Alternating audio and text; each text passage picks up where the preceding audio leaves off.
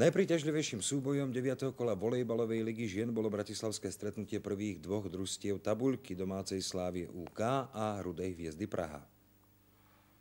Dôkladný rozbor chýb z prvého zápasu v Prahe pomohol domácim volejbalistkám k dokonalej odvete. Vysokoškoláčky mali dnes oveľa účinnejšie podanie. Takto bodovala Voleková. Výborne blokovali najmä Slováková, ktorá stačila zachytiť veľa útokov Rudej Hviezdy. Tento spolu s Trnkovou. Rady trénera Petra Kopa dnes jeho zverenky nedokázali realizovať. V treťom sete sa úplne rozsypali a za 12 minút prehrali 3-15. Úvodný set 9-15 a druhý 7-15 trvali síce o niečo dlhšie, ale aj tak bolo za 50 minút po zápase. Slávia zvíťazila teda hladko 3-0 a vymazala bodovú stratu, ktorú mala práve na Rudú Hviezdu.